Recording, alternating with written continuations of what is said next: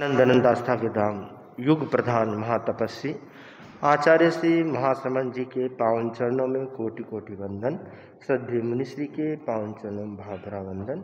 उपस्थित समस्त श्रावक श्राविका गण, चातुर्मास कालीन प्रातःकालीन प्रवचन माला के अंतर्गत आज से संबोध सप्ताह प्रारंभ होने जा रहा है। आज का विषय मन शुद्धि के उपाय। संबोध बहुत जरूरी है। उद्बोध प्रबोध दूसरों द्वारा दिया जाता है, उपदेश दिया जाता है। संबोध स्वयं को बोध होना और स्वयं को संबोधित करना, ये अपने आप में बहुत ही महत्वपूर्ण है। क्योंकि जब तक व्यक्ति स्वयं जागृत नहीं होता, बाहर से धक्का दे दे के गाड़ी कितनी दूर चलाएंगे, दूसरा प्रेरणा देगा, कब तक प्रेरणा देगा। जिसके भीतर में, स्वयं के भीतर में दीपक जल जाता है तो फिर उसको बाहर से रोज रोज प्रेरणा की जरूरत नहीं होती। कभी कभी कोई बूस्टर डोज देना हो तो अलग बात है, बाकी उसकी गाड़ी प्रगति पर बढ़ती चली जाती है। मेघ कुमार जब घर जाने की बात सोचने लगा, प्रभु चरणों में पहुंचा। प्रभु घट घट के ज्ञाता थे। प्रभु ने मेघ कुमार को जागृत कर दिया, क्योंकि घर पर जाने की यानी साधना से विचलित होने की भावना उस व्यक्ति के भीतर ही उत्पन्न होती है जिसकी चेतना, जिसका अंतःकरण जागृत नहीं हुआ है।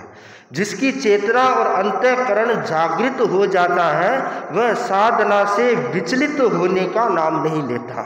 वह निरंतर साधना के पथ पर आगे बढ़ता है, चाहे जो कष्ट आ जाए, चाहे जितनी कठिनाई उत्पन्न हो जाए, परंतु अपने मूल पथ से विचलित नहीं होता।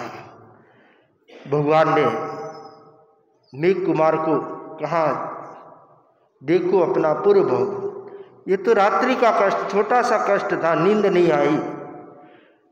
अपना पिछला भव देखो, अपनी संप्रेक्षा करो, अपने आप को संबोध प्रदान करो। मेघ कुमार एकाग्र हुआ, क्योंकि व्यक्ति जब भीतर की ओर देखता है तो उसे एकाग्र होना बहुत जरूरी है।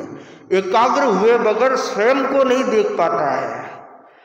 तो जैसे ही एकाग्र हुआ, जाति स्मृति ज्ञान हुआ, अपने पूर्व भव देखे, और जैसे ही पूर्व भव देखा और मेघ कुमार जागृत हो गया, संबुद्ध हो गया, और उसके बाद साधना में लग गया, अपनी आत्मा का कल्याण किया। तो जहाँ पर जागृति आ जाती है वहाँ पर व्यक्ति संबुद्ध हो जाता है और अपने कल्याण के पथ पर आगे बढ़ जाता है। तो जागृति कैसे आए, जागृति कैसे लाए, ये बहुत ही महत्वपूर्ण है। बार बार प्रवचन सुनते हैं, बार बार उपदेश सुनते हैं, गुरुओं की वाणी सुनते हैं, साधु संतों की वाणी सुनते हैं, वो जागृति लाने के लिए ही है, मूर्छा को तोड़ने के लिए है। हमारी मूर्छा इतनी सघन है, मोह की मूर्छा इतनी सघन है कि वह एक बार से टूटती नहीं है। अगर एक तीर से टूट जाए फिर तो बेड़ा पार है, कल्याण ही कल्याण है।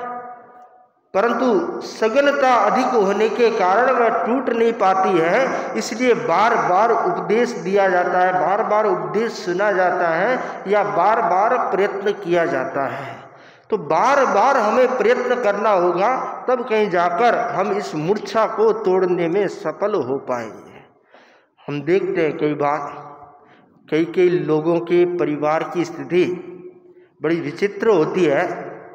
वह इतना दुख झेलता है, कष्ट झेलता है, शारीरिक कष्ट झेलता है, पारिवारिक क्लेश झेलता है, और भी न जाने कितने प्रकार के दुख झेलता है, परंतु फिर भी संबुद्ध नहीं हो पाता। फिर भी क्या सोचता है, मेरा तो घर यही है। अरे भाई, तुम यहाँ क्लेश पा रहे हो, दुख पा रहे हो, तो वह तेरा घर कैसे? घर का मतलब क्या? घर का मतलब है जहाँ सुख शांति और आनंद हो। और जिस घर में क्लेश और दुख ही दुख है, वह घर तेरा कैसे हो सकता है? ये तो सब किराए के मकान है, सराय है, धर्मशाला है। आज यहाँ कल वहाँ, चारों ओर क्लेश ही क्लेश है। इस क्लेश और दुख से मुक्त होना है तो अपने घर में जाना होगा। अपना घर कौन सा है?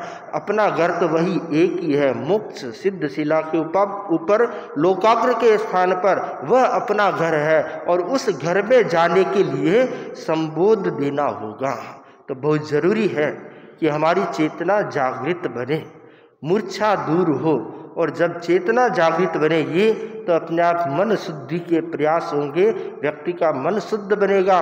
और मन शुद्ध बनेगा तो मन वचन और काया योग शुद्ध बनेंगे। और योग शुद्ध बनेंगे तो धीरे धीरे योग निरोध की स्थिति और योग से मुक्त होकर अयोगी बनने की स्थिति को पहुंच सकते हैं, प्राप्त कर सकते हैं। तो बस इतना ही कहना चाहूँगा कि हम शुद्धि के लिए प्रयत्न करें और जागृति के लिए प्रयत्न करें, जिससे हमारा ये मनुष्य जीवन सार्थक और सफल हो सके। इन्हीं मंगल भावनाओं के साथ ओम हर।